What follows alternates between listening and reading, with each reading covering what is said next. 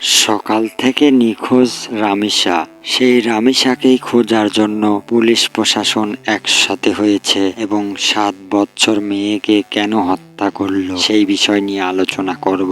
অবশ্যই আমাদের ফেসবুক পেজটা ফলো দিয়ে রাখুন, ইউটিউব চ্যানেলগুলো সাবস্ক্রাইব করে রাখুন, আমাদের চ্যানেলটির সঙ্গে থাকুন। আমি রফিকুল ইসলাম বকুল। চলুন রামিসা হত্যার কাহিনী শুনি। ভিতরে খোঁজা হচ্ছে রামিসার মরা দেহ।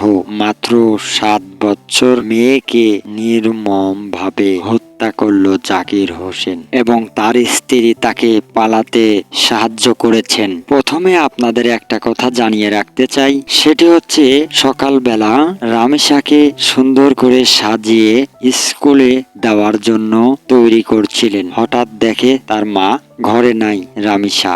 এক পর্যায়ে খুঁজতে খুঁজতে ভাড়াটির পাশে চলে যায়, গিয়ে দেখে জাকির হোসেনের রুমের বাহিরে সেই ছোট্ট 7 বছর মেয়ের ছোট্ট স্যান্ডেল জোড়া বাহিরে পড়ে আছে। তখনই তার মার সন্দেহ হয়। সন্দেহ হওয়ার পর বাহিরে প্রতিবেশীদের ডেকে নিয়ে আসে এবং ডাকা শুরু করে, খোলার চেষ্টা করে, কিন্তু রুম থেকে কোনো সাড়া পাওয়া যাচ্ছে না।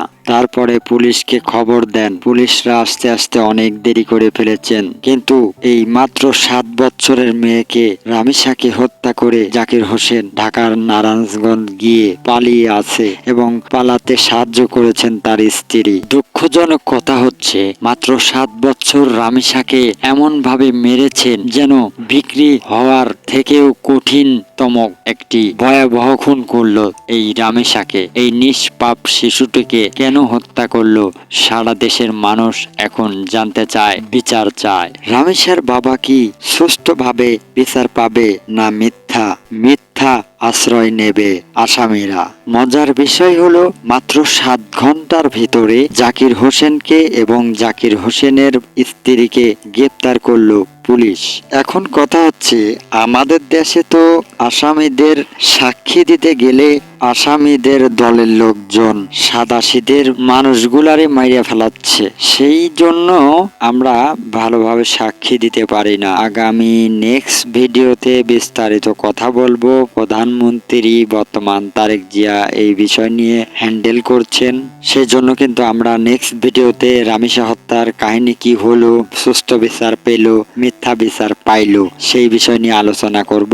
ততক্ষণের জন্য আপনারা ভালো থাকুন, সুস্থ থাকুন, সেফে থাকুন এবং আমাদের ইউটিউব চ্যানেলগুলো সাবস্ক্রাইব করে রাখবেন। নিত্য নতুন ভিডিও পেতে ফেসবুক পেজটা ফলো দিয়ে রাখবেন এবং ভিডিওটি আপনার ভালো লেগে থাকলে শেয়ার করুন, লাইক করুন, কমেন্ট করুন। আমি রফিকুল ইসলাম বকুল। আবারও অন্য কোনো ভিডিওতে দেখা হবে। সবাই ভালো থাকুন। আল্লাহ হাফেজ।